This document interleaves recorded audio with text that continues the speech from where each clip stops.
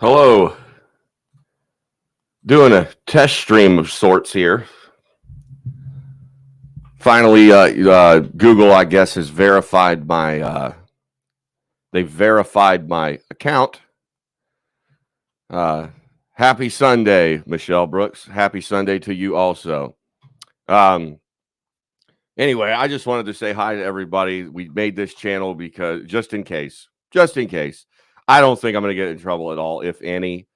And even if Cowboy Boot dude, LW, decides to report me, they'll probably just like suspend me or something for 7 days on the other channel. But I wanted to make this one anyway. So I did, and I finally got it verified. And then I wanted to dedicate this one to I think there will be enough to talk about with the 3 or 4 people with what they're always constantly doing on this channel itself. I think I can dedicate this channel to that. The other channel, basically, in all honesty, if you're looking for Tammy Nation, because I know I know there's a lot of people moving around now. There's people going to Will's channel. There's people, there's people coming to my channel. There's people looking for Tammy's channel. There's people all over the place. There's people making moves around, right? And that's good. I love that. What's up, Brian Tucker? How you doing, bud? I love that everybody's kind of getting away from that. These certain channels that could potentially, in my opinion, be harmful to them. Right? Or cause them to spend the last bit of money that they have in a very financially bad time. So I'm glad that that the move is happening. What's up, Karen? Happy Sunday. Yes, I agree with you.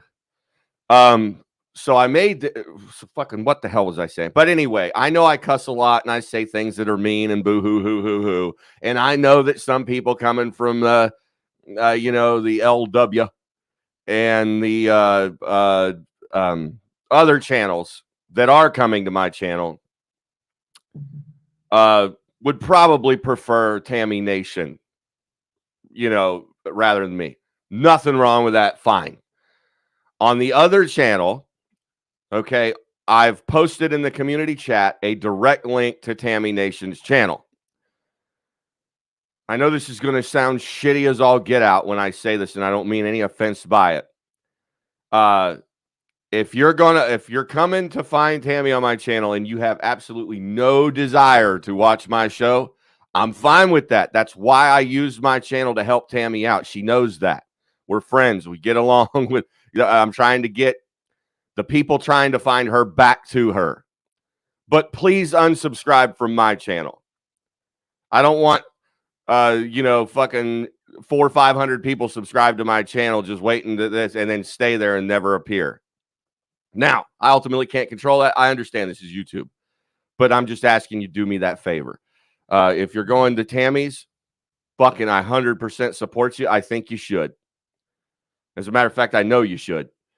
But unsubscribe from mine if you're not going to support this one. You know what I mean? And that's also another reason that I keep other channels separate, not just a Tammy thing, but because I might be doing a little bit different content on somewhere else that some people from over there don't want to see.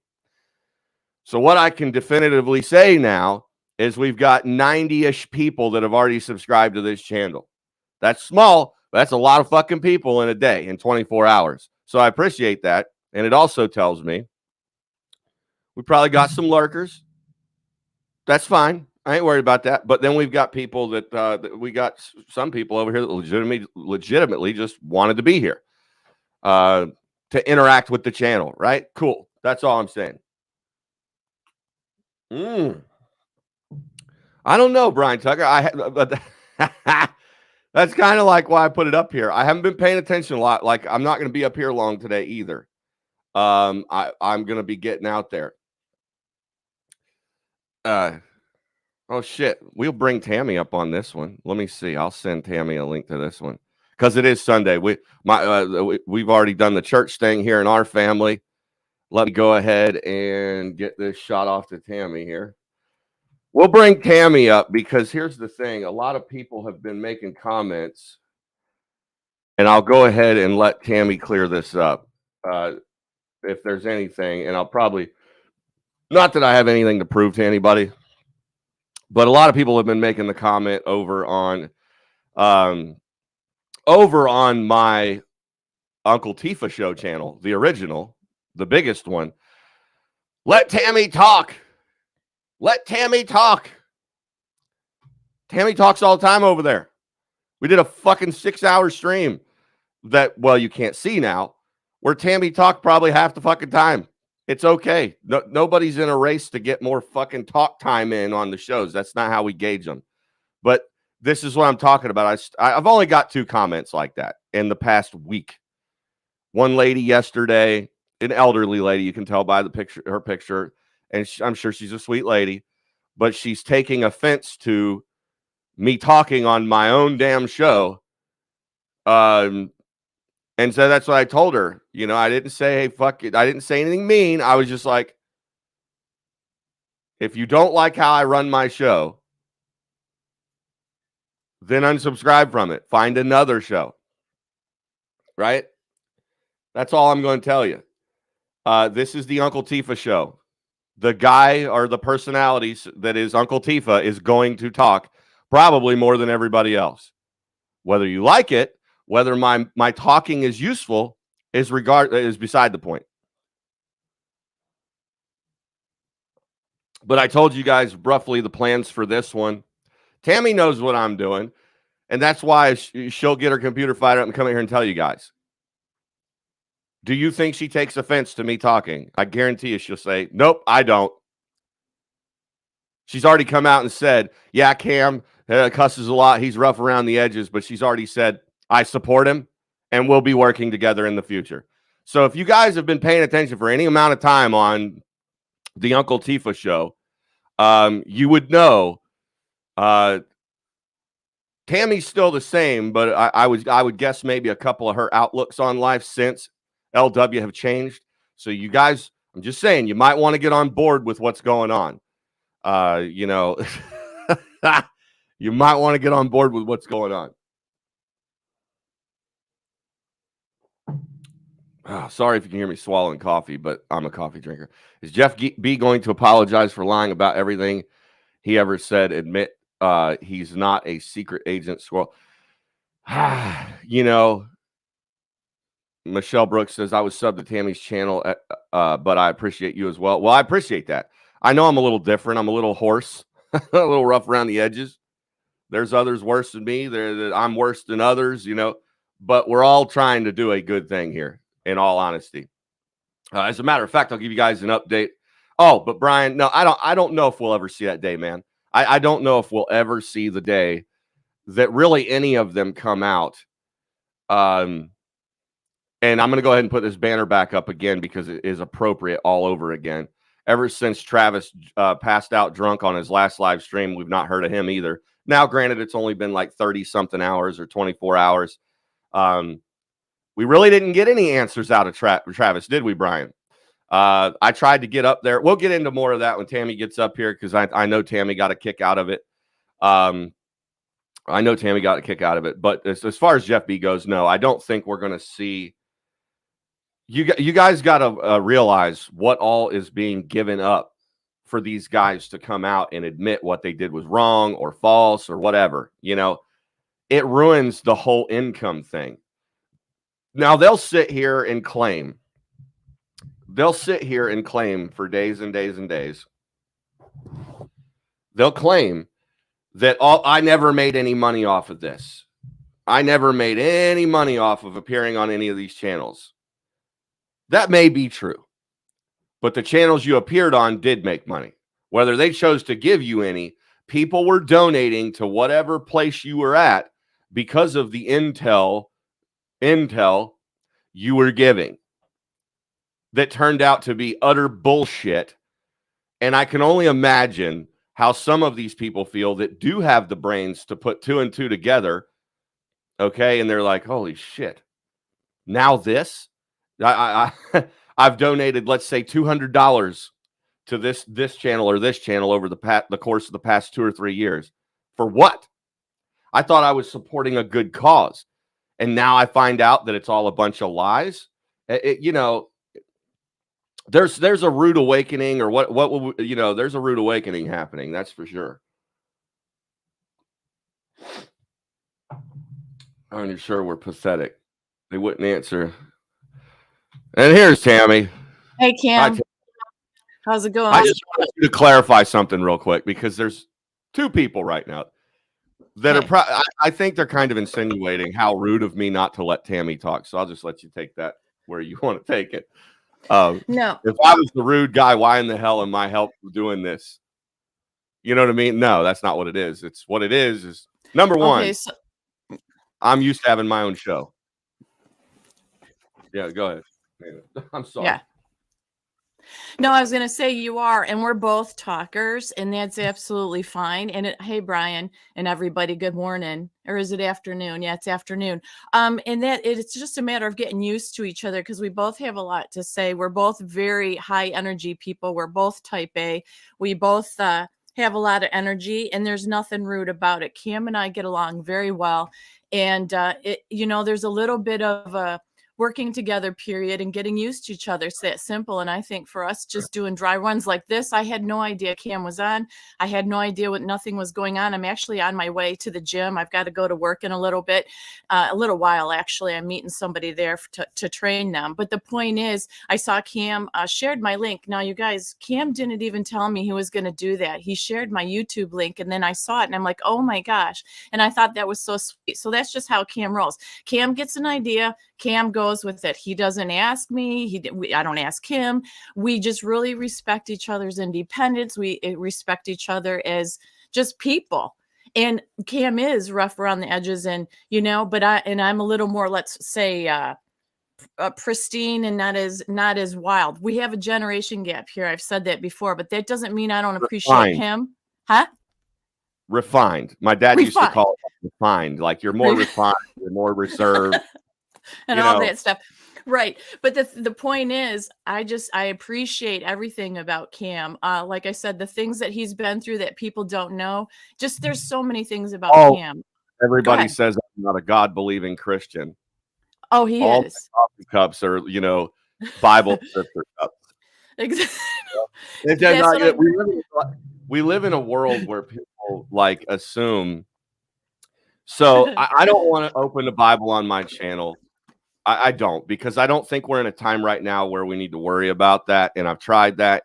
And so many people believe so many different ways when it comes to the Bible, right? You take the same script across 10 people, you're going to get 3 different interpretations. Right. So my thing was, but just for the sake of arguing my case in this world, am I 100% correct biblically doing what I'm doing? No. I know that. But I also do know that if you read long enough in the Bible, there were people that God chose to go do the dirty work. And so, yes. You can sit there and try to ignore it all you want.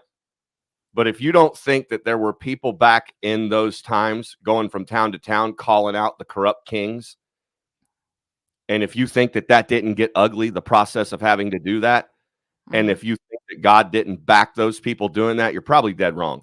So it's like, so then the only question it comes down to is, am I somebody that should be doing it? Don't know, and I don't care.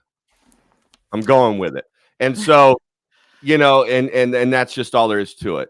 But I wanted Tammy to clear that up, because some of you are coming over here and you are very, very, nothing wrong with that. You're very Christian. You're very, you're by the book, and you come over and see my show and you see me running my mouth and Tammy up on the screen and she's sitting back there waiting on me to get done.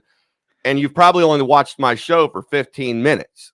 You don't realize that this is a 3-hour stream where we've been going back and forth, and you're like, let Tammy talk. This is not it's not about that, 9 talking, chatting, 10 lurking. Probably.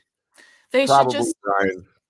Yeah. And, and this is the thing. I think that it's wonderful because we're supposed to expect. Appreciate people with differences. Do we enable bad behavior? No. Do we learn from each other? Yes. Like I said, it's not that I'm the good guy, Cam's the bad guy. I mean, I have issues, Cam has issues. We're human.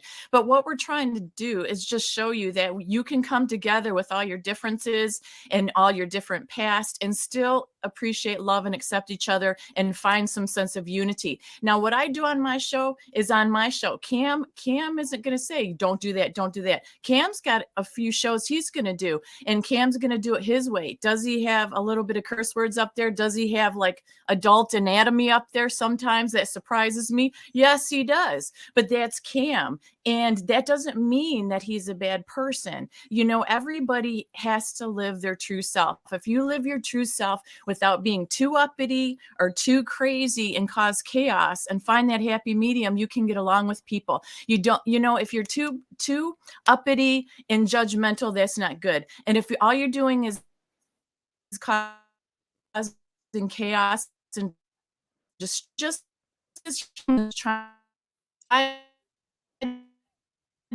did the battlefield and do the dirty work. There are people that stay behind the scenes, yes, that pray for us and that can say, you know, oh, that's maybe not a good idea, Tammy or Cam. Well, just pray for us then, you know, because we are in the battlefield here. And everybody's finding out now what happened with Jeff B. And hi, Shar, by the way, and hi, everybody in there that I might have missed. You guys found, Cam and I put ourselves out there from a phone call of somebody that was an insider to saying that Jeff B. and what Travis did was all a lie. We put our butts on the line, trusting this person and investigating to show you. Here's a guy you worshiped or thought highly of, including myself. I went to battle for that man, and I was in a private chat with that man. And I thought, yeah, he is intel. He is trying to help the movement. He is trying to do this. Anybody that is really truly like that is not going to go along with the lie that we found out happened. Okay, is my opinion. Anybody that supports Jeff B from this point on, or Travis, especially after the kaboffle the other night where Travis got on the show and was drunk and then got off the show again, there's no morals, values, or class or dignity there. They're shameless. And then for him to say he wanted it to go on for 2 weeks and it was to get clicks and it was just a joke, that shows they have no emotion or care for all these people that were praying for Jeff B and cared about Jeff B and followed Jeff B. Jeff B, to me, is gone now. There's no reason for anybody to ever think that Jeff B is a good person unless he comes out and he apologizes, because you guys have to remember Jeff B also went in these chats like nothing was going on, like nothing ever happened. He never explained himself or said sorry. So I'll stop. I'll take a breath, Cam, and you put your 2 cents in. Well, it's getting loud in my house anyway. The kids are fixing to go hang out with their cousins. Yeah. Oh, but I mean, the kids are fixing to go and they're yelling. So but no, no, Brian, I don't think that you're bragging. A lot of, you know, I said this in one of my live streams. This isn't about who gets most credit for it. I never thought it was about that. I never thought it was about who got hurt worse. Because there's so many different ways that you can be affected by something emotionally, mentally, financially, physically. Yes. And I think everybody involved I was financially, I'll tell you that, and physically by the way of my first channel and the beginning of my second channel, because of all the negativity that came from being associated with Jeff B and his allies. You know what I mean? Like being one of those people. But what I will say is it's like, I was always kind of a little bit the guy in the background. I didn't give a fuck what all those other people were saying. Like for the 3 years I've been on YouTube, I knew who Jeff B was, but I never really watched him when he would be up on panel. I'm going to be honest with you. I'd sit there and watch for a second. There was a couple I'd watch and I'd be thinking in my own head, even while I was going through drug rehab, I'd be like, how does anybody know this guy's what he says he is? And number one, here's the big thing. Like another thing we've lost grip with in this whole mess of all these intel people is there used to be back in the day okay, it was a known thing that if somebody was in the CIA, it was highly unlikely that you'd ever see them spilling the fucking beans on a public forum, even in their retirement, because they can get in trouble for that, right?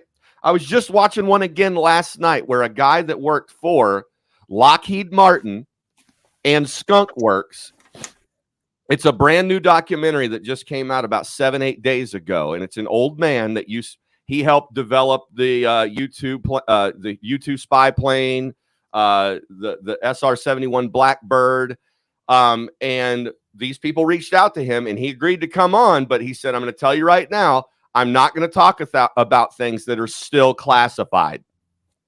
Even though I'm retired, I can get in trouble for talking about something that is still classified. But if you want to hear about the Blackbird, all that's been made public pretty much. I'll tell you how we developed it, and that's how it normally works. So for Jeff B. or anybody for that matter to be coming out into the public.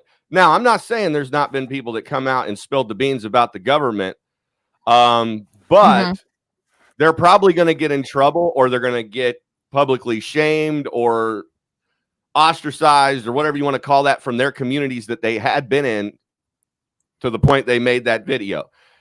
You're not going to get many people that are going to do that. So that was always the first question by me, is it's like, that was always the thing with me, is it's like, there's not just a bunch of people out here dropping intel. That's not the way this works. Right. It's like, the other thing is, what this guy said in this video, and it validates what I've said in the past on my Uncle Tifa channel. I said one time that every person that's involved in a classified situation, for the most part, especially when it comes to Area 51, military, Lockheed Martin projects, and like Skunk Works, he said we had to go through a series of rigorous security testing. And one detail he gave is on every one of us. So let's say there was like 50 of us, and they were only going to hire 3 people for the Black Book projects. Okay. On every one of our tests, they would put a question or something that was different that we would have to answer. Right. Now, what he said, why do you think they were doing that? Each one of us knew something about the project that another one did not. So let's say they were working on a UFO, for example. One of these guys was working on, let's say, the propulsion system of that aircraft. Another guy was working on the anti-sonar body panels or whatever. Every person that was hired for that project, the finalist, the 3 people left, had different information that the other one knew nothing about. He said they also segregated you. When you would work on these projects, you were not allowed to fraternize. You weren't allowed to go over there and tell Joe, hey, Joe, I just put some jet fuel in this engine. You were not allowed to do that. So how does the government know who speaks out when someone speaks out? Because you're speaking about something only you knew about. Yeah. Okay, good. So it is very fucking true. This is not false. I did not lie about that. There's documentary after documentary of military officers and people coming forward speaking on non-classified documents now, okay, that are telling you they do know who you are after you leave and retire, because you are one of the rare people in a circle of people that knows about a particular aspect of everything they've done. Wow. And so that's pretty cool. I bring that up because these people aren't going to come out here and risk their lives, their reputation, their safety. And they like to glorify this on a lot of all these truther channels.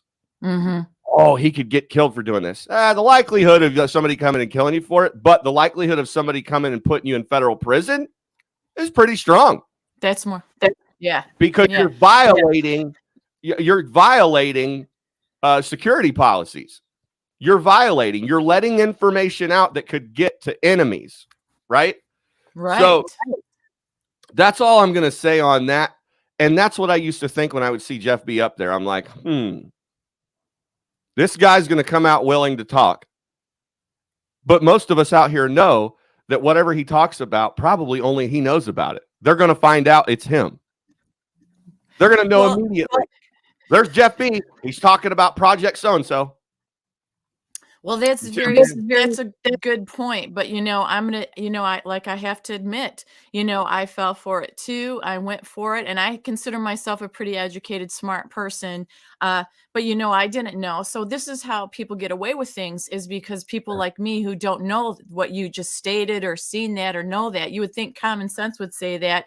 Yeah. But because there's this ruse that there's this movie going on and this and that, then people are buying into the movie, so to speak. But in hindsight, after all this, at least we all learned something. I hope, that you can't always trust what people say. Obviously, people aren't on the up and up and truthful, let's just say. And, as far as the Travis thing the other night, when he had his show and he came out, I hope people look at that and realize that's unfortunately a very sick man. He said he's an alcoholic and he doesn't care about it. That's who he is. And you know what? He said it. I'm not saying that. He said it. So if you want to go and entertain that, go and entertain that. But the thing is, don't come to other different channels and say, well, I heard on Travis's show, or Travis said. You can't defend somebody like that, because we all know that with addictions, it's an ebb and a flow. It's passive aggressive. They don't remember things, et cetera, et cetera. We've all had addictions or dealt with people with addictions. We know that it is not a pretty thing. So is Travis somebody you should go to for education on what's going on? I would say necessarily no, because the other night, the first time he comes out to defend this Jeff B. Intel guy who's famous on the internet, he was wasted. So how can you really take that seriously ever again? Cam and I never come on and try to defend or talk about things wasted. There's a reason for that. I mean, if you can't keep yourself together in private life because you have addictions, I'm sorry, I'm not saying that's bad, but you certainly in heck should not get on YouTube and act like you're the know-it-all of Intel behind the scenes and try to defend yourself when you're slurring words and yelling and screaming. And just, it was horrible to see that. It made me really sad to see that, is what I'm saying. So was Cam right? Yes. Was the CBC people right? Yes. I know the CBC people, as well as Cam, always have this bad thing about them. I even was under the impression of that too, because the people that I was around, well, they're bad. They do this and this and this. But I'll tell you what, you may not like the delivery of what these people do, but the end result proved with Jeff B., the most famous guy on the internet. You may not like their tactics or the things they say, is what I'm saying, but look at the truth of what they're saying. And that's all I'm saying about anybody on the internet you follow. You can like or not like the personality. That doesn't matter. I said that on Cam's show last week or something. But look at what they're saying, what they're telling you. Is your life better off or not better off? Is it truth or not truth? Are you willing to see the truth, or do you not want to see the truth? Because Cam, there's that too. There's people that don't want to see things about the people that you say things about. And I've said it before, there's people out there making millions and millions, and because they're big and famous and on these big platforms and making all this money, they think that they're very reliable and truthful people. And I'm here to tell you, I've been behind the scenes in my careers in radio and TV. People, just because they have money doesn't mean that they're truthful, honest people. And every aspect of life, from cops to teachers to anything, any career there is, there's good people and bad people. Money, when you get money, it just amplifies who you already are as a person, is what I'm saying. So if you're a good person and you get money, it'll show. You'll be a better person. If you're a bad person and get money, that greed and stuff is just going to be amplified, that selfishness. We've seen that with celebrities. So I'm just going to say, just be careful. Don't be ready to attack each other in this movement as we're trying to find the truth, because you're supporting one person, is what I'm saying. Right. No, but yeah, I'm glad this one's up. But yeah, today I'm about to head out. I'm going to go get a little bit more. Well, I'm going to go film. It's a half decent day. And I'm going to I already mentioned it on here. I'm going to start another channel. I want to run a test. I want to see what happens. And if it works out, I'm going to leave it alone. But like a couple people gave me the advice, if you're wanting to do a channel that's like, something completely out of the realm of even being related to what you've already done, get yourself separated as far away from that as you possibly can, because you don't want. So I want to start a brand new channel, and I told everybody I was going to be doing this. So if you find me, awesome. If you don't, sorry, but I don't want to try to market it in any way. I don't want to share links anywhere. I'm just going to put content that I've worked hard on there, and I want to see how it performs. I want to see the algorithm at work. So that's what I'm going to be doing probably tomorrow, is starting that channel that's going to be similar to Geistbuster.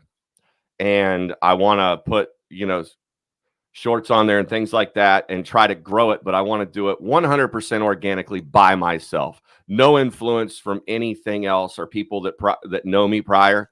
And that's what I want to do. I want to do it for myself, Well, that's fine. That's good. And that's understandable. And I don't blame you. That's why I was off the air so long, because I wanted to make sure people had time to cool down a little bit and get their heads before I went back on too, as well. And, but the thing is too, I've always heard that, you can be shadow banned. The algorithms aren't always true, that, all this stuff that Mary Kay always said, the numbers aren't real, that people go by numbers, but the numbers aren't real. So my thing is what you said a while ago, Cam, was if you do a show, do something that you love and care about. Don't do it for the numbers or the money. Was dead on. So yeah, you can, maybe you know more about it than me, or what Mary Kay had said. I only know what I can read. I only know, I don't work at Google. I'm not in the research and development at fucking Google. I don't know. I don't run the algorithm department at fucking Google. Right. But what I do know is I'm a viewer first and foremost, right? And I watch channels like Mr. Ballin or these channels and stuff like that. And it's clear to see that, I don't know if it's still that way, but how it used to be is, as long as somebody came in and viewed your video for 10 seconds or longer, it counted as a view. Oh. Now we all know that somebody watching your video that's an hour long for 30 seconds is not useful. They're not supporting your channel, right? They're just coming in. They're probably not hitting the like button. They're not doing anything with it. The one thing I noticed when I got involved with these, dramatic situations was, you get a good amount of support, but your numbers, you can't go off your numbers. You know what I mean? Yeah. Okay. Just like this Info Warrior, he's going in under 3 or 4 different accounts. So your video is going to get 4 views off of the same IP address. You're getting all these numbers because it's more about drama. It's not about growing a channel of real people that want to see real shit. And that's why I just don't want to be involved in that. I don't want to be involved with channels or people. I don't want anything fucking with what I'm doing, and it's a big place out there, and I'm going to keep my personality out of it. That's another thing I learned. It's like, keep yourself out of that shit as much as you can. Make it about what you're doing, not you doing it. Right. And so it was like, numbers are false to an extent, I believe, because I'm going to admit it. There's been times I've come into somebody's channel, okay, and it's not for malicious reasons, but I'll come in under, let's say, CamTube, but then I'll switch over to my other account because I'm doing something over there, and I'll come back in and say, hey. So now that video has 2 likes from the same person, right? 2 views from the same fucking person. So you could pretty much, right there, you can sit there and say, if I get 400 views, I'm really only getting probably 150 or 200. Because the proof will come out in the pudding when you get to being a bigger channel and you notice that you've got 10,000 subscribers, but only 100 people are watching you. Yeah. Okay. You see what I'm saying? Yeah. You're not getting that. You're not getting that percentage. That percentage point ain't weighing itself out. So it's like, and I've seen this happen. I've seen it happen on other channels. I'll see people that have a channel of, let's say, 400 subscribers on YouTube, and they'll have 150, 200 people watching them. Right. And I'm not talking about channels that we all know together. I'm talking about like some of them I watch, like little music channels. They literally have fucking 200 people in there. They got a 50% turnout versus their subscribership. Why? Because everybody loves music and those are real people in there. Right? Then you'll go to a channel that has 2,000 or 3,000 fucking subs or 10,000 and you've got 80 or 150 people in there, or the same numbers as that little 400 subscriber channel. What's going on there? Yeah. Either content shit, right? And not many people care about it. Because let's be honest here, a lot of people don't care about anything less than music, culture, travel. They just don't, or politics. Yeah. They're not going to waste their time. They're busy in their day. They ain't got time to sit around, you know? So it was like, that's what I want to test out. It's like, man, it'd be really interesting to see, you know, start a completely different fucking channel.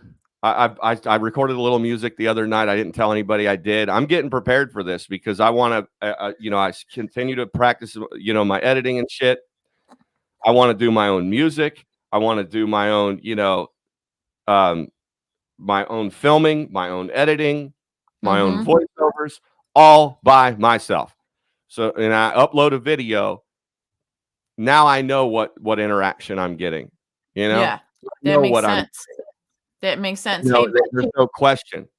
Yeah, and that's good. That's why I say you should do it. We can't say this enough in life, careers and everything, you know, the sacrifice is worth it because versus the numbers and money. And of course you need money to live. But like I said, doing this part-time for me, I'm still working, and that's just the way it is. That then I have the freedom to do what is important to me and how I want to do it and entertain.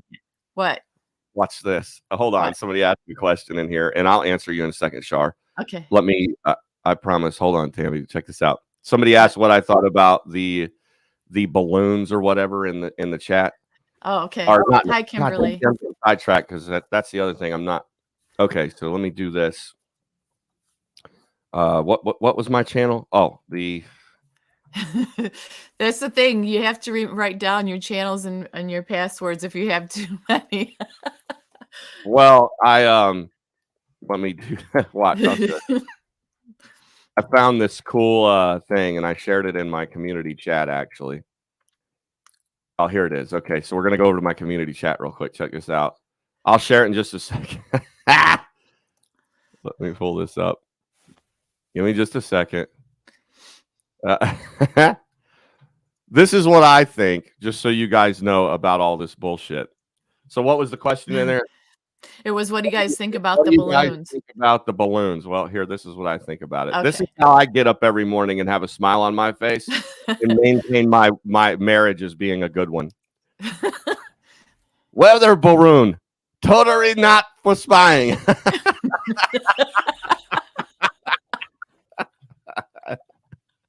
That's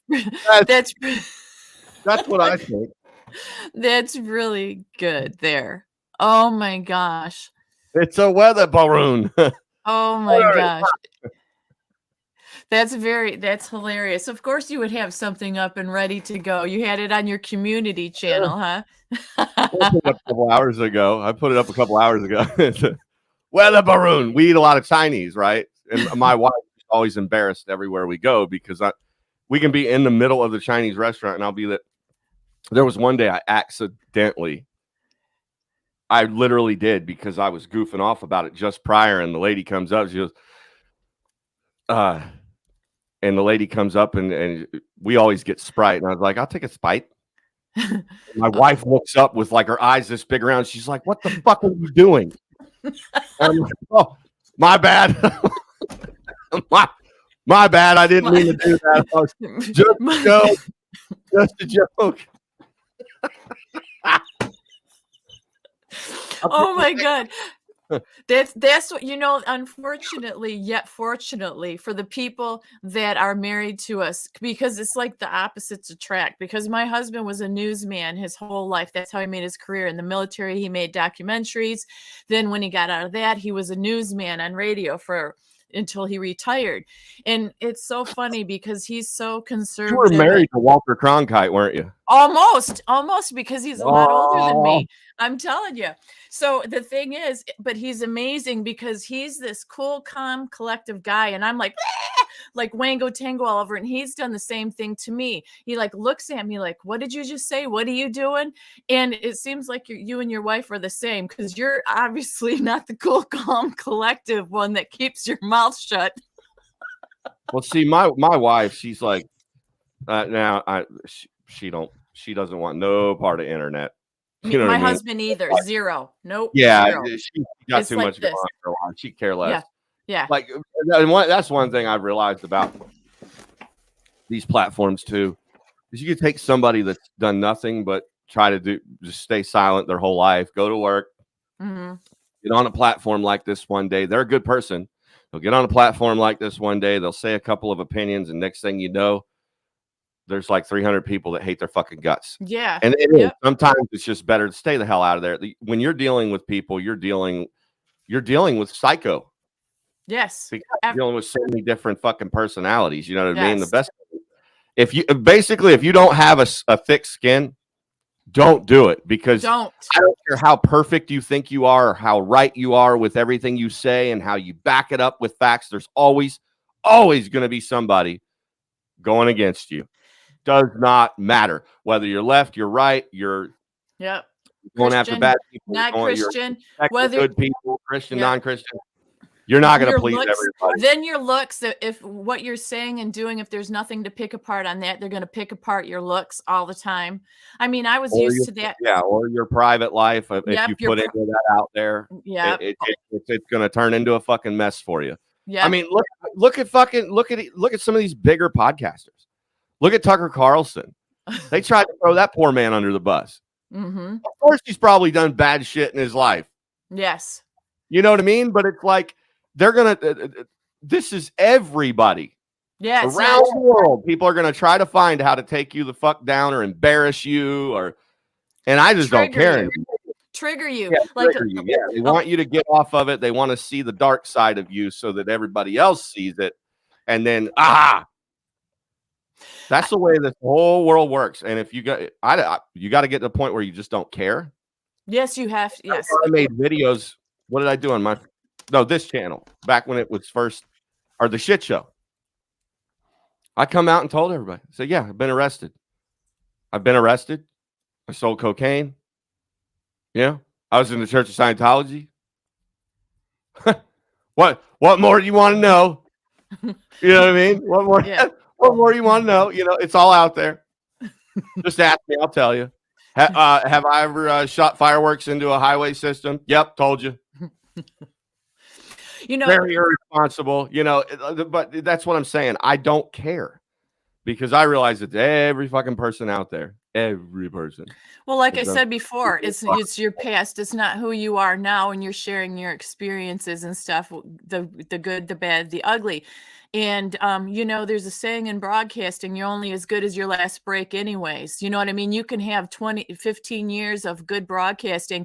You make one major mess up, and that's what they focus on. That spotlight is on that for years. You know, and you look at the blooper reels on YouTube, Cam, of these news people that they misspeak something or they start cracking up about something, and it makes the blooper reel. I mean, that's forever out there. So you just have to be willing to put up with that. And I was going to ask you too, that broadcast we did, are you just going to take that down, the 18-hour one? Because no, they won't put it up. They won't. So I haven't taken it down, but I didn't know that, and we did it just to be stupid. If you remember, Yeah. we're like, we're going to leave this up as like a wanted billboard all night, Yeah. and then we're going to get up the next day and just laugh at the comments that people left in there.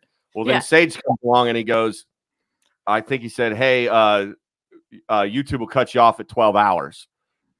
Like their limit is 12 hours of streaming. Okay. So I think the video ended up being 16 hours. It's like 16 or 18. Yeah. So what they did is I went back in there. When I'd go back in there to go look at the comments, it wouldn't let me, because apparently what it did is it didn't just shut down everything after the 12-hour mark. it shows the whole video as not available for viewing. Yeah. So yeah, I might as well take it down. Might as But well, a couple yeah. of questions in here. Escape from Scientology, Brian. No, I didn't have to escape. I didn't get that far. I didn't get so. And this is another thing. That's probably what I'll do on this channel. The other night, that stream, which probably a lot of you didn't get to see, I was telling stupid fucking stories of my life, and a lot of people thought it was awesome and they wanted to see more of it. It was amazing. So maybe I will go. Not maybe. I'm gonna start telling little bits and pieces about, when I was younger or whenever. But the whole Scientology thing was.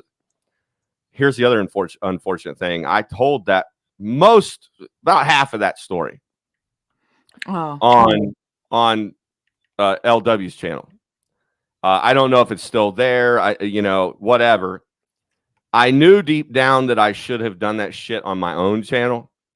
Mm-hmm. But like my whole association with the Church of Scientology is this whole big, long, and drawn out story of me being hold on, my son wasn't even born yet, so that would have put about 20. I'm probably 20 years old, 20, 21, something like that. And I went to work for these guys. It started out, I don't know if you guys remember these buildings, but like in every major city around the nation, they would have HUD housing apartments, and they were always that green color. They were always like prefab concrete walls, and they'd be like 3-story like apartment buildings. Well, one time I was out and I was a painter, and this was back in the day when Spraycrete was becoming really, really popular in the painting world, the commercial painting. And Graco, the paint pump supplier, started making actual aggregate machines where you could like spray stucco on the wall already with the paint color in it. That's okay. What it was. So I got hired. I was downtown in a town called LaBelle, Florida. And I walked up on this job site. They were building these green things. At the time, I didn't know what they were. They'd been doing it a while in my town.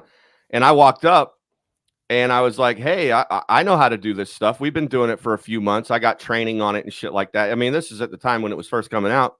Next thing I know, this guy, Ken, God rest his soul. It was Ken and Bill. They were two brothers and very wealthy.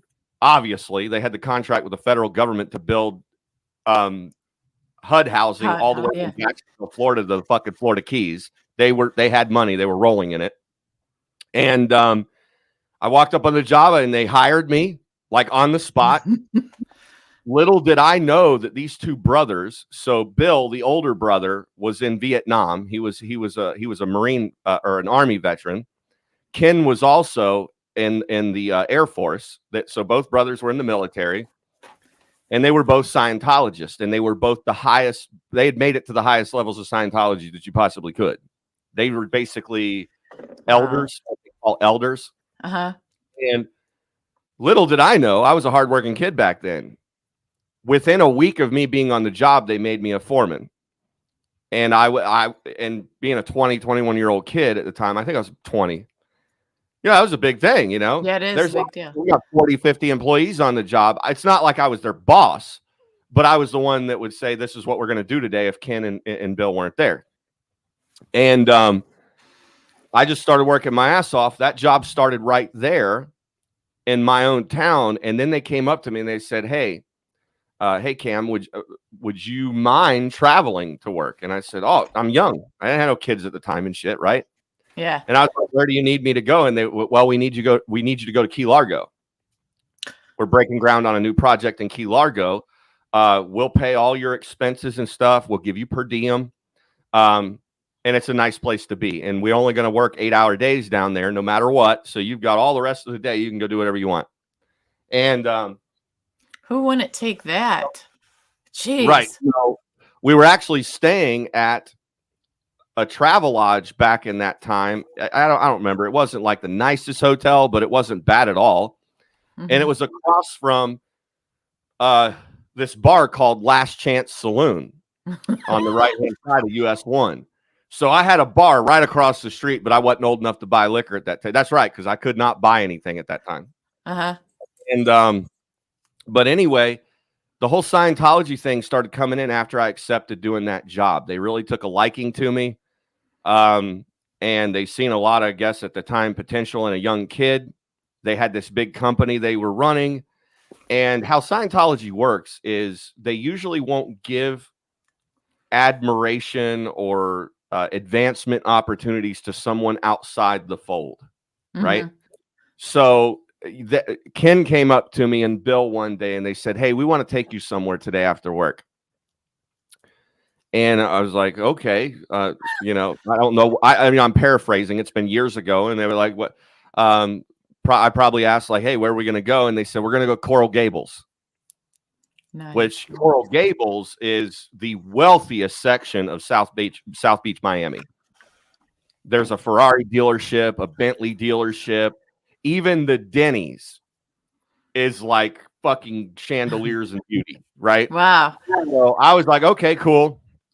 And they made me that we went out and bought me clothes and shit because I was down there on work clothes and my normal clothes. They wanted me to dress, so they got me this button-up shirt and all this. We go to breakfast, we ate breakfast at Denny's at night. It was about probably 8 or 9 o'clock at night. It was dark. I remember that. And Ken gives me the rundown. At this point, Bill had went back to go to sleep, but I was with Ken, the younger brother. They were only like 2 years apart. They were in, I think they were in the late 50s, early 60s or something. And Ken looks at me and he goes, "You ready?" And I was like, "Yeah, what are we doing?" He goes, "You'll see." And we leave out of the Denny's. And it seemed like we didn't walk very far. I don't remember, but we're walking down the sidewalk. You know, this is a city. And we cross the street, and here we are at these 2 big ass wooden doors at that time. They were just like stained brown or whatever. And you wouldn't even know this building was really there at that time, but it was dark. Maybe they did have a sign. I just didn't notice it. And he was like, "Yeah, we're going to go in here." And I'm like, "Here?" And I was like, he's like, "Yeah." And I described this on Mike's channel. We walk in this door. You know, and it's just this long, dark hallway where you can see the light at the very end. And it's very dim lighting. And we're walking down this hallway. There's, you know, there's little signs on the walls and shit like this. And we get in there. We get to a reception desk, what looked like a reception desk. Young, attractive woman standing there, takes my information. Ken's like, "You're all right." He keeps telling me, "You're okay. This, you know, this is, you know," he's reassuring me this is not anything fucking out of the ordinary, right?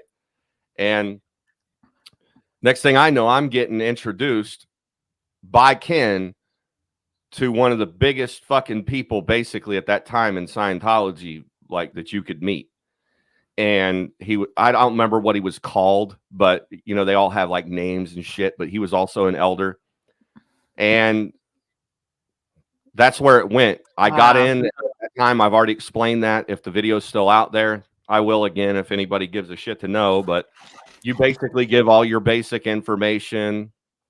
You do give your social security number. They do a background check on you. They do. They ask you, have you ever taken any psychotropic drugs? That's an immediate disqualifier. If you've ever been on any type of psychotropic drug, that you cannot be. Because it's already. Anyway, I made it to the point basically of I wasn't an auditor, but to the point where they were doing what they call the cans, where they start auditing you, right? And I knew something wasn't right at this time. But this came years later. Ken and Bill got me introduced into it. I ended up going and taking another job. They went, I think, to North Carolina, and I didn't want to go. We remained friends. They had my number and stuff like that. They were good. They were good to me. I'm not going to lie. Those dudes would have done anything for me, you know, and probably still would. But I did hear that the oldest brother died. He's no longer alive. But I didn't get far enough in there to have to necessarily escape. Yeah. They did come to my residences for several years when I was living in Florida after, trying to get me to come back in. You know, I was at my house one day and then all of a sudden you'd see somebody. You want to talk about people that look like FBI agents. The representative for Scientology look like FBI agents. You know, they got the glasses on. They've always got nice sport coats on. Knock, knock, knock, knock, knock. Hey, and then they're really friendly when they come to the door. hey, we were just wondering, are you going to come back and visit us? Are you all right? Are you having any issues? Kind of like wellness checks. You know what I mean? Yeah. And I thought that was kind of weird, you know, especially years after the fact. I don't know how they get every goddamn address that I've ever lived at, because it doesn't matter where I go, They're I get signed connected. the mail. They're connected. Just last week, I got another one in the fucking mail, and I've not been in Scientology for, what is that? It's 20. I'm 40. It's fucking 20 years. Wow. I still get shit in the mail. Well, around here, there's Jehovah Witnesses, which they keep coming to our doors and stuff. And I'm like, no, thank you. No, thank you. It's not far from me. But the other day, I think I was upstairs. I was either on with you or something where I couldn't be bothered because my husband was going to come get me, because Mormons actually came to our door. And I'm like, Mormons? I didn't think there were Mormons here. And I guess they're all over. But the point is, you know, they come around and they come a knocking and they don't give up. And if you say, no, I'm not interested, I've said a million times, take me off the list, take me off your list. How did I get on a list? They're relentless. They keep it up. And my friend actually left the Jehovah Witnesses, and with she's got a lot of stories, and it's just pretty amazing at the things that you go through and the things that happen. So like I say, in life you just have to be very careful and don't be closed-minded, because anybody that's trying to control you mentally or what you do, your actions, I don't care if it's friend or family, you got to be careful of that, because there's always underhanded issues. You know what I mean? There's always like a control factor. Somebody can be the best of people, but if they say, you know, they give you ultimatums and they say, if you do this or you do that, I'm not going to have anything to do with you. And that's not really a friend. That's not really a good family member. So I would just say, you know what, back away from that before, like Cam said, before you get in it too deep. And Kim Young, yes, Cam's story about Nola, I was going to mention to him, make sure he tells that when he has his show where he does that, since he's wiping out the show with that. I have not laughed that hard, Kim, except for that night. Cam, that was the funniest work story. You're going to have to tell it sometime. The one you told the other night when we were in that long chat about that story about you not wanting the job and then getting the job. That was hilarious. That was like I said, my wife knows. Like, if I could get it was, and the thing is, it's not really that funny to me, because I was really joking. I was just to this point. I don't care if you give me the fucking job. I'll go I would get something. That was my point to them. And I guess I just wasn't thinking at the time how that could have been taken. Like, right. What the fuck are you sitting here then? Or the Hill Round job. Yeah. But both of them, you'll have to tell those. And yeah, Shar. Yeah, maybe that is true, because you know what? They do have a lot of money, Shar. They have a lot of connections all across the world. And boy, those feelers are out. I mean, I have some stories I'm going to tell, not from my experience, but from my friends. And I want to have her on and talk about it, because, you know, it's not all good. It's not, I mean, in every kind of aspect of religion and stuff, there's always something, because men are involved and men are sinful and has a lot of flaws. But I'm talking about the mental control aspect, you know, that's what's not good. Well, what Shar says there is, you know, again, they could call it a conspiracy theory, what I'm about to say, or what even Shar's. I think this is what Shar's saying, and I agree with her to a degree, because, well, pretty much 100%. What would be the most successful way to bring?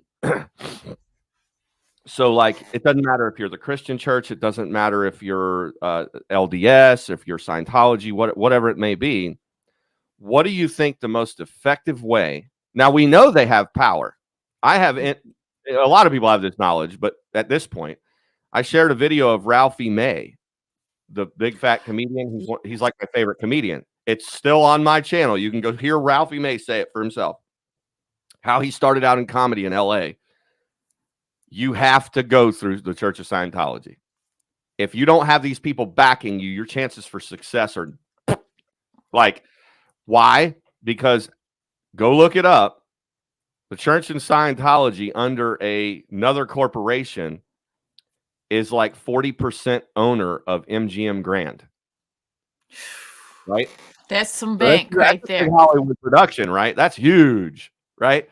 So if you want to become somebody who's a famous actor, at least in that little area, right? Mm-hmm. it's going to help that you're associated with the right people, right? Well, my point is you got LDS, which mostly dominates most of the Pacific Northwest.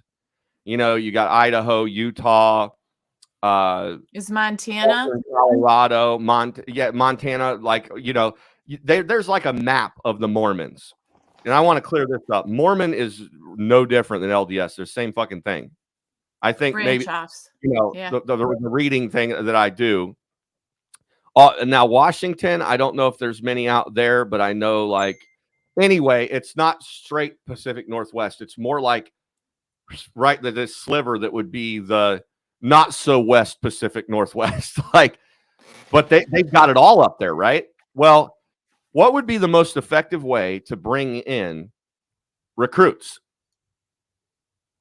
Okay, we know you have power, right? Yeah. The Latter-day Saints have millions of dollars, hundreds of millions, probably if not billions. Same goes for the Church of Scientology. Same goes for the Christian church. Okay. Now, Shar says, where did it go? I think these religious groups are ones funding the grifts and MLMs. Oh, Why wouldn't you? You got a bunch of people out here that are lost. They're scared to death.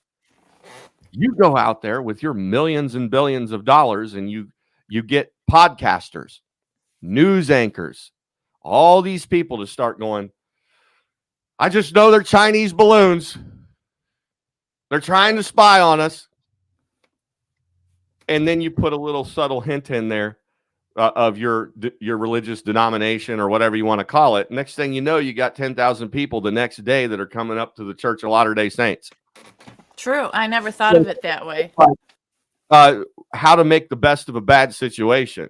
Well, Scientology, how Scientology was doing it back in the 2000s, or, you know, the early 2000s anyway, was they used the big media scare. Got to give credit where credit's due. Scientology's been scaring people with the fucking media for decades, Okay. right? You're being brainwashed by the TV. Well, oh Lord, show us some answers. And then next thing you know, they got millions of fucking followers that are paying. It was expensive. Everything that you did in the Church of Scientology, I was fortunate because Bill and his brother paid for my way. Yeah.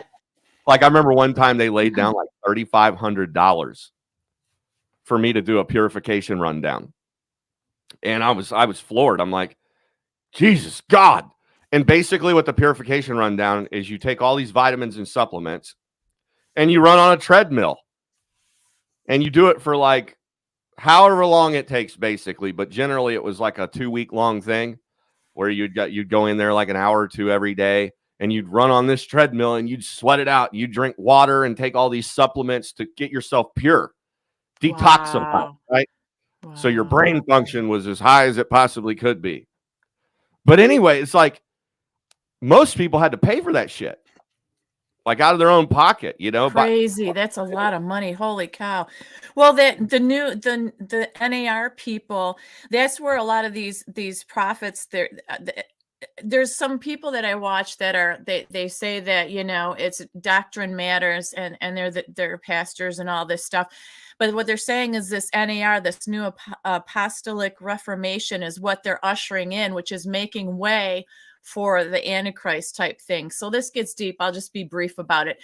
But what they're doing is they're taking scriptures from the Bible, little pieces, and they're saying that God's doing a new thing, that you can all become little gods, your own gods and stuff, and you can demand, decree, and declare things. Okay, and a lot of these people I keep bringing up, like Julie Green or Robin Bullock, they are part of this religion and new age stuff that is ushering in the way for the Antichrist, because they want the Bible gone, they want their new Bible in. And the thing is, and it says right in the Bible, you should never decree, declare, and all that demand of God, because that's putting yourself above God, and you're not supposed to do that. So that's all I'm going to say about it. I'm just saying, be weary and be aware and educate yourself. Don't just believe what these people are telling you. If it doesn't follow doctrine, or if it doesn't sit well with you, You know, how many times can these people come out over the years and say, this is going to happen, this is going to happen, and it doesn't happen, and yet people still follow them. However, it does say at the end of times that people will want to see miracles and all this magic and all that, and these people are going to be able to do that, but it's not from the good guy. So just be careful and don't get brainwashed is what I'm saying. You should just really go into your own self. And somebody in here said, that's why I don't go to church. I just have my own relationship. That's what you should do. Do not base your decisions on what somebody on YouTube is telling you. It's that simple, especially when they're making tons of money and selling products and stuff like that. They're not saying go to other people and help people. They're saying buy my book and it'll show you how you can do this for yourself, how you can manifest this, and, you know, support me so I can go to this next event. And, you know, maybe you can also come and pay and see me at the event and autograph and get some, you know, merchandise from me. If they're all about that instead of, you know, what you need to do to be a better person and help society, something's wrong, in my opinion. Well, I plan on bringing on, I know a couple already, but I have plans of something I'm going to do. I don't want to, you know, whatever. Okay. I want to bring on a psychologist, and I know a couple. Go figure, Cam. Yeah, I've had to talk to a couple of times. Yeah. The good news is, like we said, we're on the internet now, but they've never diagnosed me with anything. Like I've had like talk after talk with my you know, and I was like, no, there's got to be something wrong with me. You know what I mean? No, people have been telling me all through my life, you know, you're nuts. You got this. No, you're not. But anyway, I don't mean to we're laugh. not going to diagnose you with anything because there's nothing to diagnose you on. And I it got to the point where I asked the actual psychiatrist, come on. You know what I mean? Like, tell me what's wrong. Like, tell me what's wrong. You know, why did I do drugs? Why did I do all this stuff, this, that, and the other? Why do I let shit get to me? He's like, we'll call it a little bit of an anger problem or something. But as far as you being split personalities or bipolar, we're not seeing it, bud. So it did make me feel better at least that moment. Now that those things could change. I could get another personality down the road somewhere. We'll see. But I wanted to have one of these people on because I've built friendships with them over the years of going to and I've actually talked to them about it. And I wanted to put, because I realize I'm not a professional, right? So nobody will listen to me. I already know that there's a link between the modern day MAGA, QAnon, people's behaviors with certain groups of people that they're within, that there's already a correlation or there's already a relationship between that and the same type of mob mentality that happened at the Jonesboro massacre, right? Or, you know, Heaven's Gate. There's no difference. There's no difference. And we think we live in this time where we're not in danger of being involved in all these different things. But yes, you are. Because we've lost our ability to individually think. We think what the person above us believes in, and we follow that. And it doesn't matter how small, how big. There it is. This is why 38 people drank the fucking, took the phenobarbital and committed mass unaliving because they believed that the guy that at the top had all the answers. Yes. He was correct. He was the most right one. Yeah. And then what happens when you take that away? What happens when that comes crumbling down? Well, they panic and drink the Kool-Aid. Right? See. And 900 people pass away. So it's like, I think that we're in serious danger right now in our time. And I do believe we'll see another one of those events here shortly. That's my opinion. I think we're going to see another one because it's brainwashing. It's psychological. It's mob mentality. It's, I will die for my leader.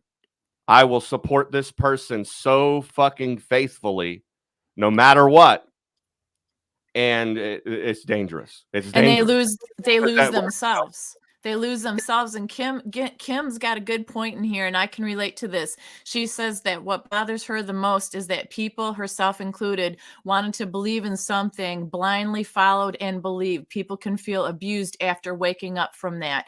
And that's true. So therein lies the psychological problems that Cam's talking about and that and stuff. And Shar says it's a narcissistic personality disorder abuse, and they use the same tactics of love bombing, future faking, stonewalling, deflection, smear campaigns, etc. And that's a good point there too, because see, most people don't expand their minds and think of it that way. They think whoever they follow has the best of intentions, is telling the truth, and loves them. It's not true. So it's all harsh awakenings, and people that are already weak and vulnerable are looking for unity and family, because after what we've been through the last 3 years with, that sickness and stuff, people have been broken up, destroyed, imploded, jobs. I mean, look at all the chaos. So they are looking to regroup and unify. So unfortunately, when they're already weak and troubled in the minds and feeling alone, they hook up with somebody, and then they don't want to let it go, because then once again, they're on their own again. So yeah, Cam, that'll be a good show. You do something like that, because it'll make people think. Well, and there you go. Everybody running around going, "Oh, what are you doing to help? What are you doing to help? What are you doing to help?" I'm not saying that to me necessarily, but it's Right. like, it's something I say to the world, because a lot of places you look, it's like, I said it to Travis when I was up on this panel. What are you guys doing to help anyone by your channel being in existence? Now, I'm not sitting here saying having a YouTube channel has to do anything.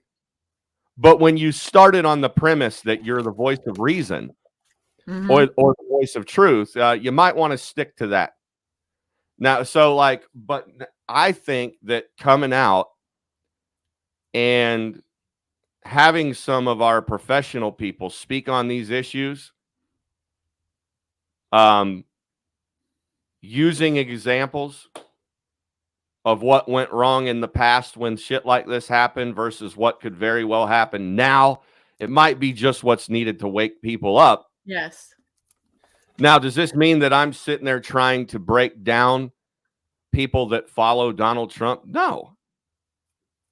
If you follow Donald Trump and you like Donald Trump because of what he did as a politician, or you believe in his, what he's running on, there's nothing wrong with that. Right. I think the most detrimental thing to ever happen to Donald Trump, other than the fact that as a politician, he probably shouldn't have said certain things. I supported him. I liked what he was trying to do and did do. Donald Trump, I think in a small way, tried to denounce QAnon.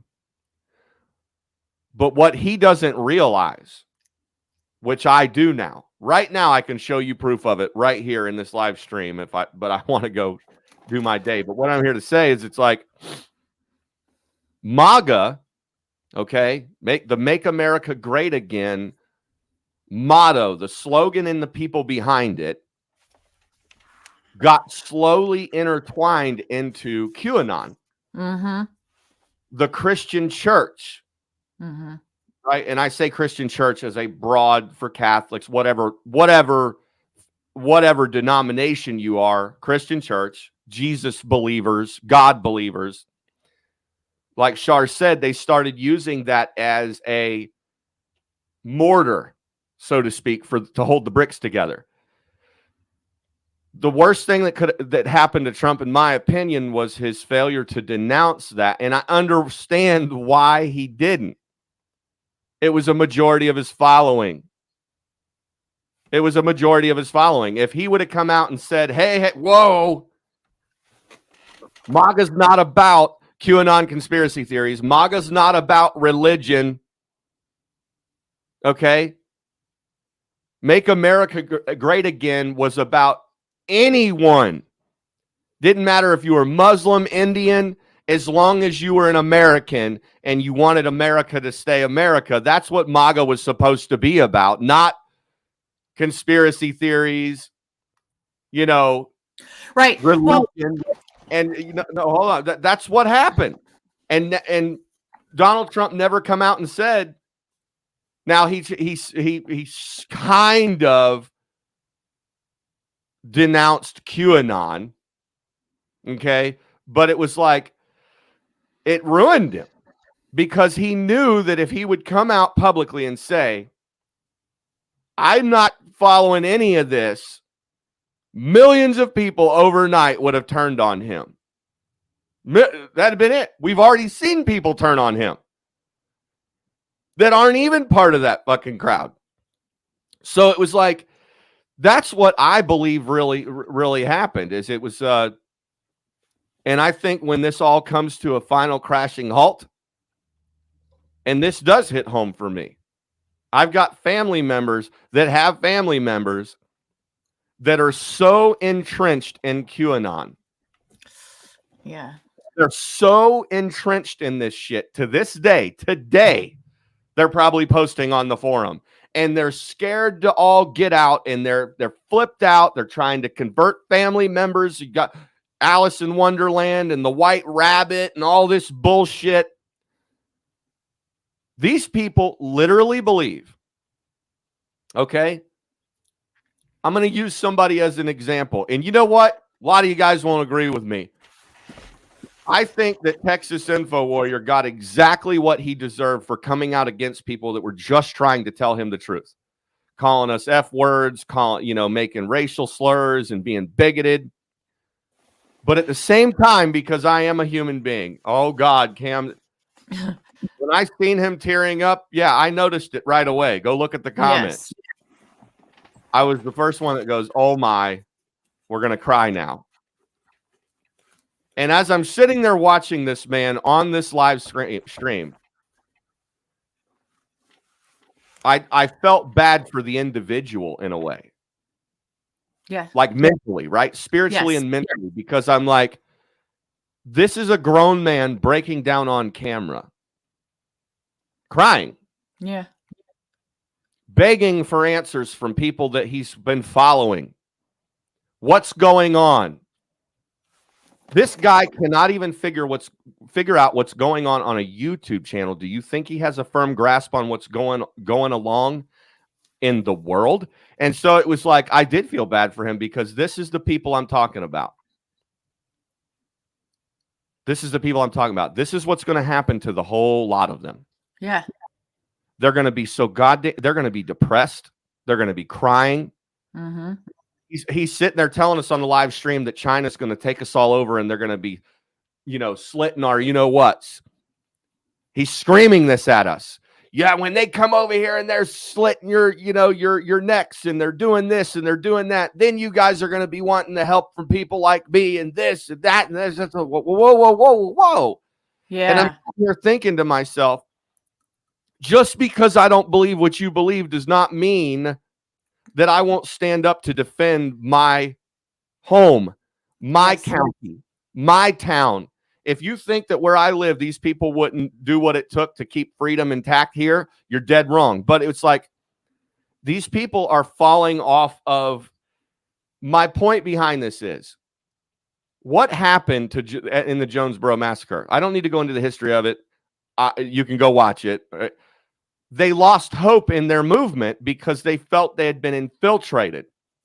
They felt that they were being exposed, and they so firmly believed that now it's over for us. There's only one thing left we have to do, and that's go to our Lord. Yeah. And you know what they meant? Mm-hmm. It's time to mass unalive ourselves. The difference between the QAnon movement to me is they're going to be so mentally fucked up from all this that I am worried for people's safety, because it's going to come down to a point where when people like me or Wills or Awaken with JP, or you've got some libertarians out there that are saying, hey, we don't need to do it this way, and they see their movement slowly subsiding, I do feel the same thing's going to happen. The only difference is we're going to have a violent group of so-called Christian American patriots that are going to be trying to unalive people like you and me that they don't even realize are still American Christian people. And we're going to see another one of these mass extinction events. I use that term because I'm trying to go around words. I don't mean in dinosaurs. They know what you mean, yeah. I think you'll see like little splinters over the nation where these people absolutely lose their fucking minds, and we're going to see things like this happening because the brainwash is so deep.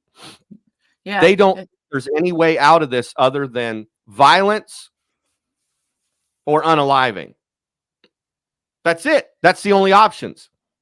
A revolt that ends up in people's demise or themselves, because they're so scared of it that they want to escape it.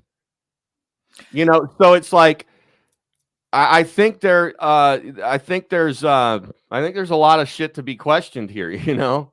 There is, and I'm going to say that's what I want to try to do with my show, is just try to help educate people along with myself and slowly get them out of that fog that they're in, that I was in. I mean, before I even came to YouTube, Cam, I was down that rabbit hole where I sat in front of my computer researching things for like 8 hours a day, practically. If I wasn't working or, doing other stuff, all my time was spent. I'm like, oh my gosh, I can't believe this. And the amount of information is so overwhelming. And then all of a sudden you start thinking, wait, time is passing. This isn't working. This isn't. So you drive yourself crazy. It is almost like a fog or a haze or like a drug, unfortunately. So then when you come out of that, you do get depressed a little and you think, what is going on? But, I just want to be somebody out there that tries to supply hope. And I mean, hope in that you can take control of your life and yourself. And no matter what happens, you're going to be okay. And just try to make people mentally stronger. And then just, be able to mend fences with people and family members that have difference of opinions. Because like I said, so many people broke up family over just the whole, sickness and stuff. So that's my goal. And you have some very valid points here. Well, I want to say something to Shar, because I think Shar and I are buddies. I am a Trump supporting person, but I'm also a John Kennedy supporter, from Louisiana. I'm also a Jim Jordan supporter. Mm-hmm. I also support Tulsi Gabbard. Oh, no. No. I also support a lot of people that may not be the same as my fellow Americans, and they may hate me or dislike me because of it. I don't care at this point. But the point I want to make to that, is Shar here. I believe Trump, yeah, he really does love this country. He cares about the people. He does it in his actions every day. She may not support him like she used to. Hey, that's fine, right? That's what American is supposed to be about. We're individuals. That's what the whole thing's supposed to be for. But I won't stand by and let my civil liberties be violated because people don't like his personality, period. And that's the position I've always had in my personal life. If you were to ask my wife right now, people have gotten so distracted with loving the person and not the policy. Yes. Okay. I don't know personally one fucking politician to the point where I would feel comfortable voting for them or not. That's not what I focus on, and that's not what we should focus on. What you should be focusing on is what they're running for. Yes. Mm-hmm. What are their actions? What do they believe in and stand for? I don't give a shit if John Kennedy in high school had a threesome with 2 adult actresses. Yeah. No more than I don't give a shit if Tulsi Gabbard was doing beer bong shots in the Middle East.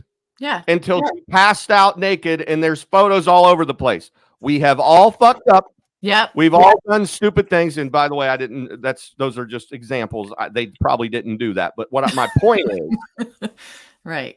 When this person is an adult and they're making the decision to become a politician to protect the people of the United States of America, what I vote for, what I look for is what they plan to do, what they do, not them.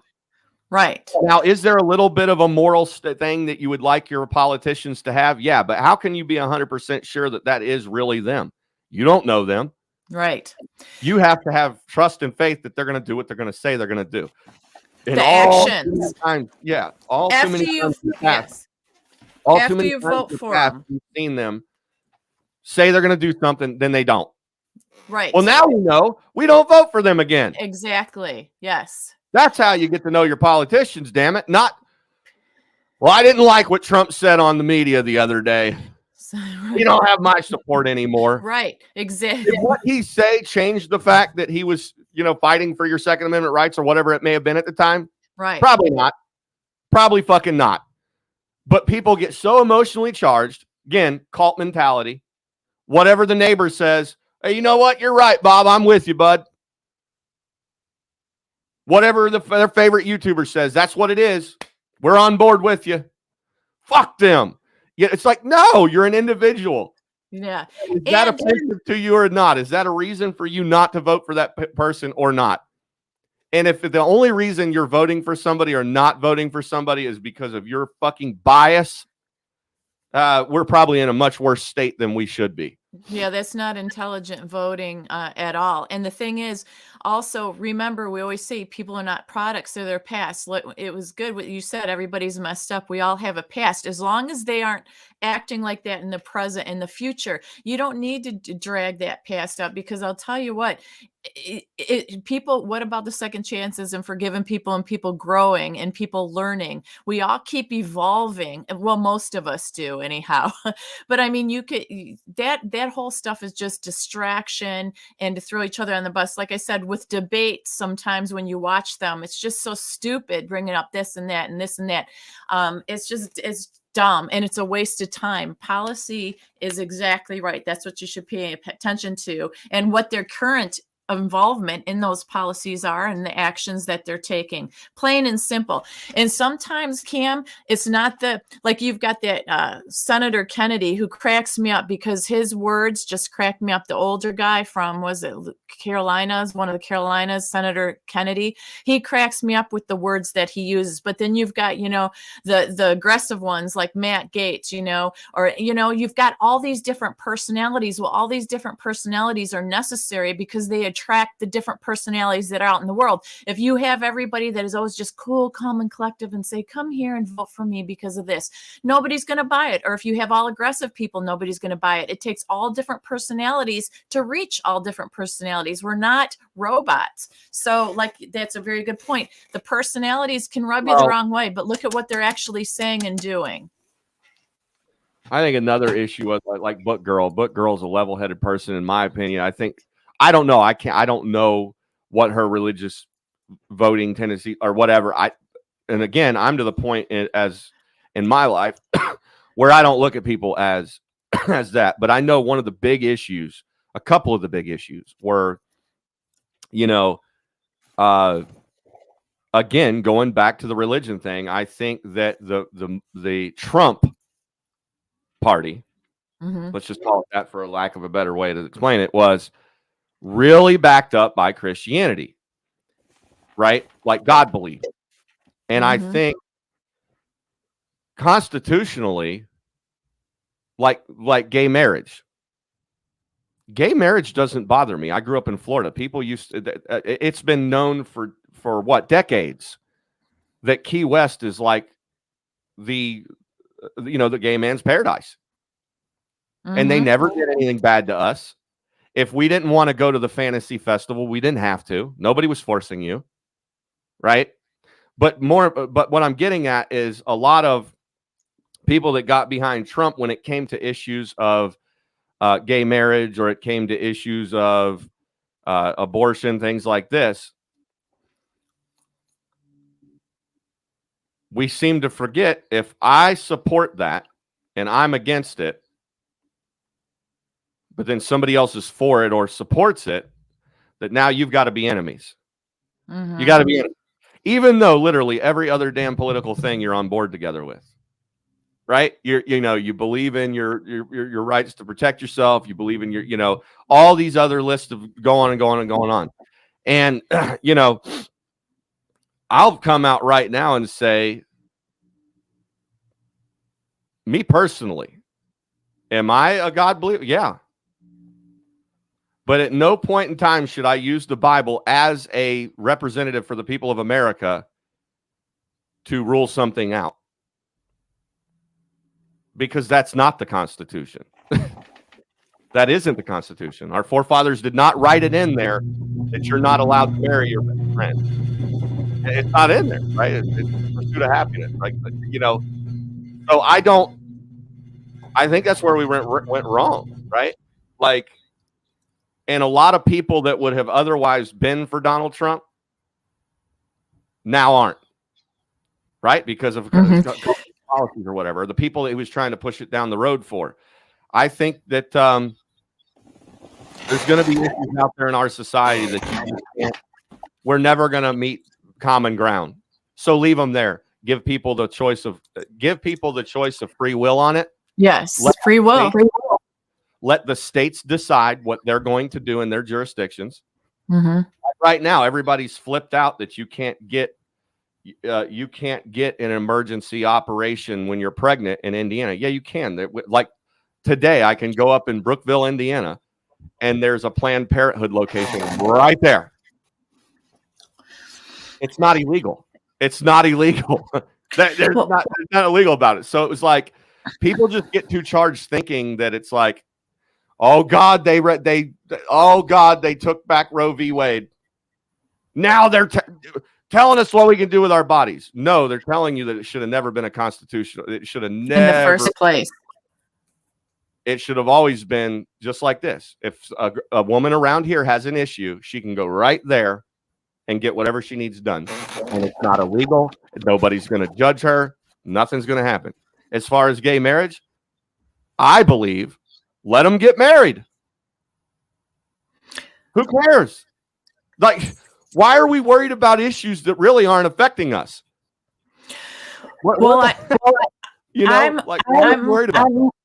I'm upset about the different the tolerances of all these we, they, them, and all that, and going against the teachers and brainwashing the children. It's just a different level. Like you said, what the problem is if they want to, people want to do what they want to do, that's fine. But when it starts affecting the kids and everybody else, and they're pushing their ideals on us, that's what really bothers me. And like I said, I've said it before, these trans people and all that are in these bars, and the parents that are bringing their children subject to that, and the different kind of books that they have in schools that they're allowing, but not the Jesus, it's just Jesus books and all that. We could go on and on for days about this stuff, because that's the kind of stuff that gets me when you're influencing the children, and all these surgeries going on with children. You have to be a certain age to vote, a certain age to buy alcohol, a certain age to get a driver's license, but they're going to allow these children to cut and maim their bodies at 8, 10, 12, 14. It's ridiculous. So,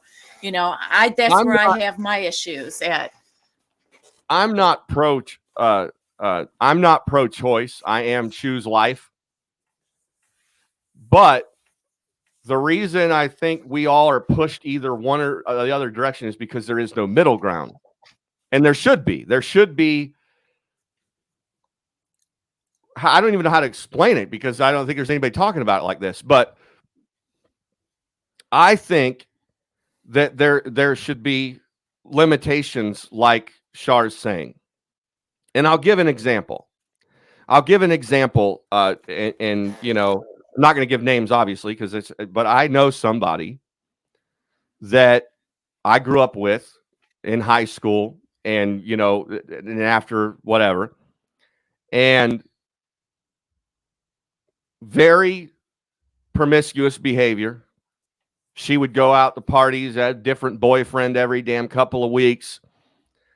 And in our social circle, it had got to the point where all of us were getting really upset about this. It's like, what is this person on now? The 5th or 6th unaliving? And there was no legitimate excuse for doing it. It was literally, I'm going to go out there, do whatever the hell I want. And then when I have the responsibility of raising this life form, well, I'm going to get rid of it. And then I'm going to go and do what I just did again. I think it was 5 or 6 different fucking times. I don't know what limitations other people agree with, but I don't want to see it used as a mill. A mill that just come in here, we'll do it. Doesn't matter the reason. It doesn't matter that you're out there spreading infectious diseases and not practicing these types of behaviors that are keeping people safe.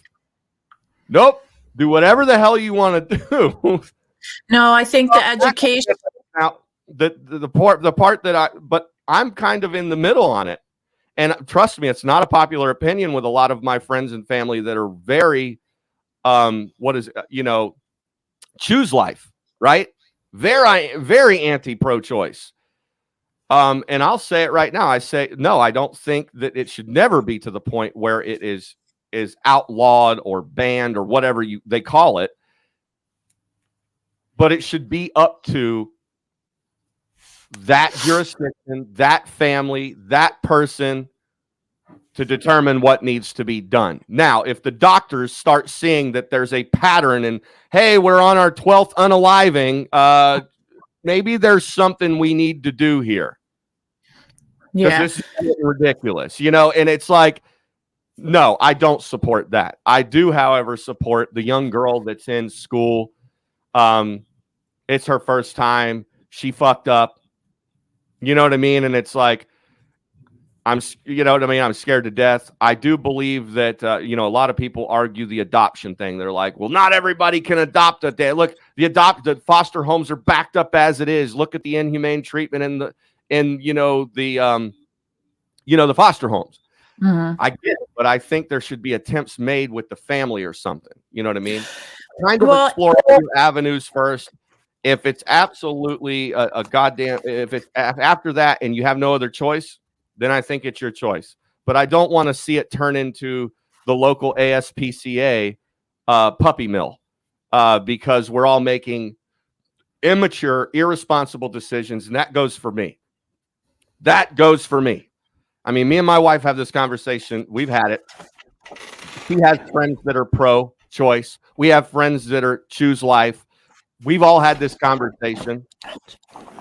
The women I know in my life around me would personally, they would try to find something first and then go from there. But they don't support it as an irresponsible move because you keep making the same mistake. That's all I'm saying. You know what I mean? Well, I'm going to take it a step further. And why don't we spend more time on preventative and education instead of waiting till after the fact? Because we all know no matter what decision you make, that has long-lasting, lifelong, effects on everybody involved.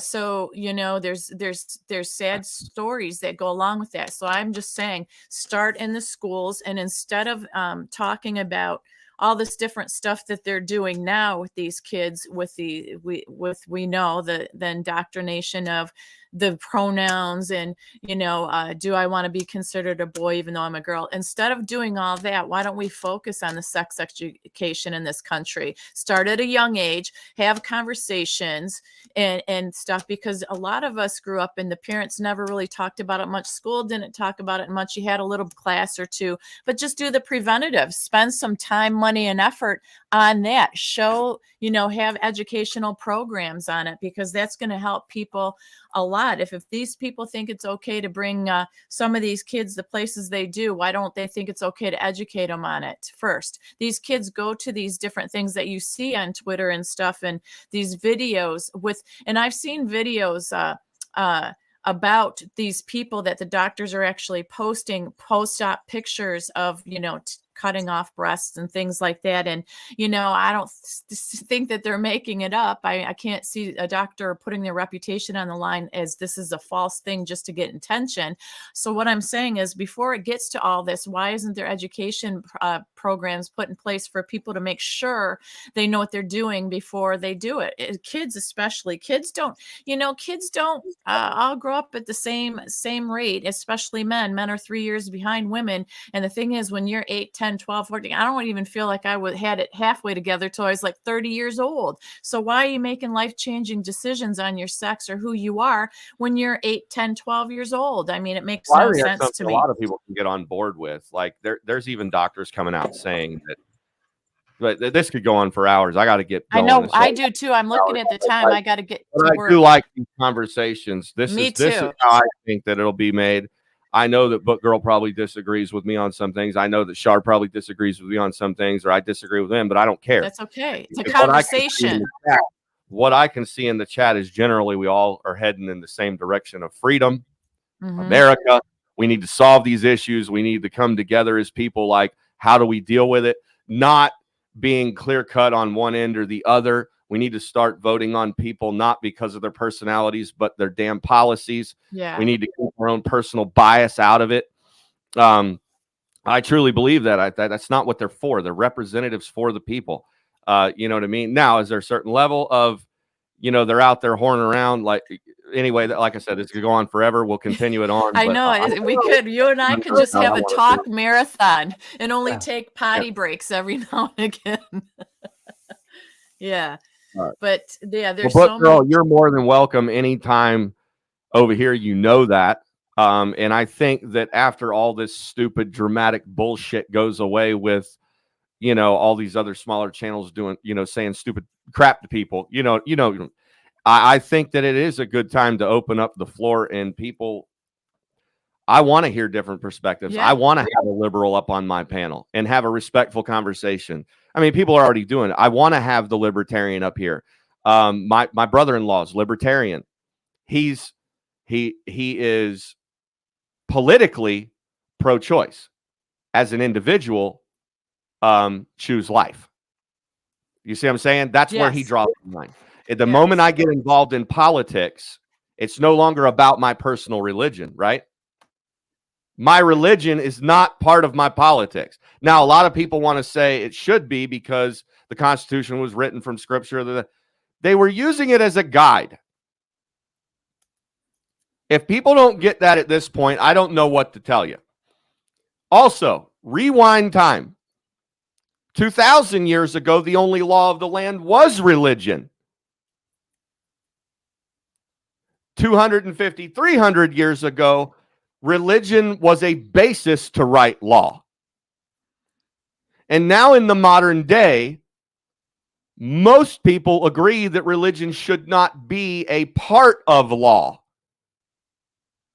And there's a perfectly understandable reason for that. Right? Separation of church and state.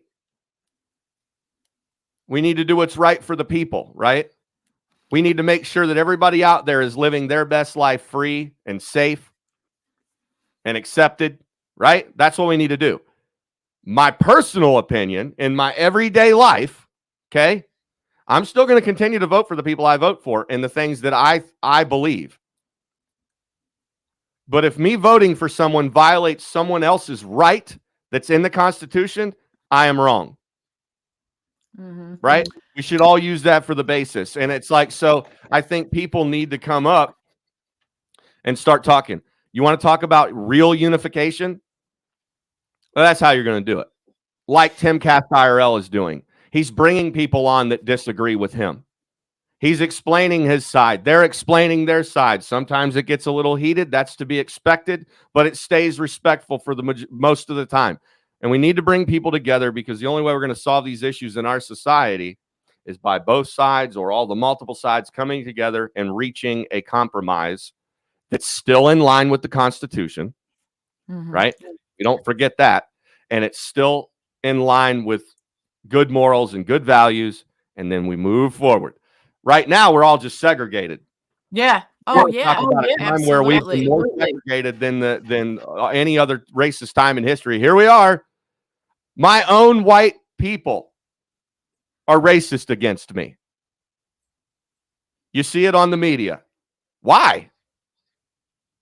They ain't talked to me. They don't know me. You're right. So it's like, I think this is great. I think that people do need to talk about it. I think we need to come together and that's all I'll say. Sure. Yeah. Stop being hateful to everybody just because you disagree with them. Find out what it is you disagree on and talk to them about it. Yeah. And You people, really and want to make people, change in the world, and you think that your point is so strong and it's so correct and right, well, then convince those other people why, and try to convert them, or not even convert, that's the wrong word, but try to get them to see your perspective in a respectful manner. You know what I mean? and people have to be open and want to see it, because people are also a product of their environment. The ones that haven't healed, who've been through traumas, they're not gonna be open to other things, because that, you have to be healed within yourself as well to be open-minded to have other views, or admit that I'm this way because of this. If you haven't healed, we are all responsible for our actions and the things we say and do. We can't keep blaming things of our past to say, well, this is why I feel this way, this and this and this. You know what I'm saying? You can't use it as a reason to stay so narrow-minded, is what I'm trying to say. So yeah, there's plenty of good conversation. And then, I have to tell you, I did this event and I went and saw Brad Barton, but that common phrase of separation of church and state, he's got in these books that I bought. There's definition in there, and it talks about the Constitution, and a lot of that stuff was written from Bible scripture. So there is a reason of the statement from separation of church and state was actually taken out of context, and people say that. But on another time, I'll bring that book up and I'll read that section, so we can discuss that too sometime. But now it's kind of late. Kim, it's Tammy Nation, and I think that Cam has the link for my show on his community page. Chat on my other channel. I just didn't bring it over here today. Maybe I can't remember. Oh, I don't have a community chat over here. That's why I didn't do it.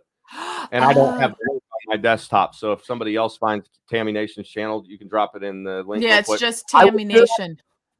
What I would do, the live chat, don't even drop it in here. Somebody wait until after I click the in broadcast, put it in the comments under this video. Oh, yeah. Can come and find it. That's good. That's good.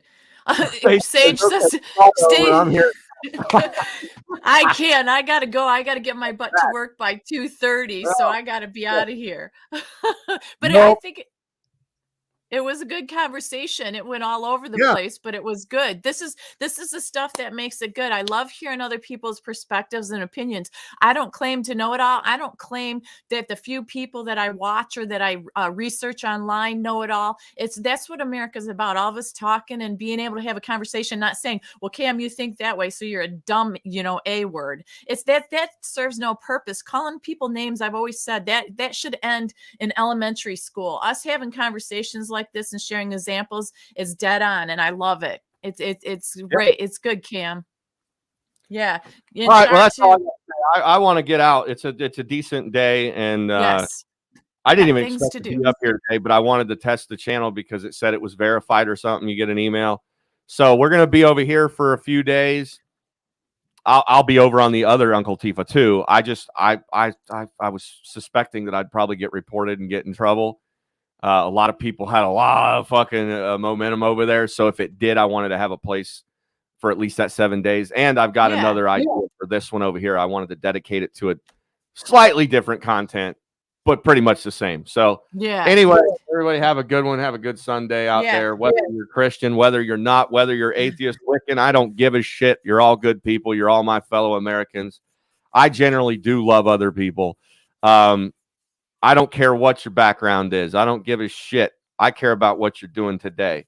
So have a good day. I think this is good, and awesome. I'm going to do everything on my end to start focusing really on what needs to be done. And that's what it is. I want to have people up on my channel that are making differences in the world, not just hating people or career politicians or whatever. And I'm working on that. So good. Anyway. Yeah. Well, thanks, Cam. Yeah. I'll see you later. Bye, guys. I'll catch you guys later. I'm going to get the fuck out of this house. Maybe you guys should too, if your weather's good there. See ya.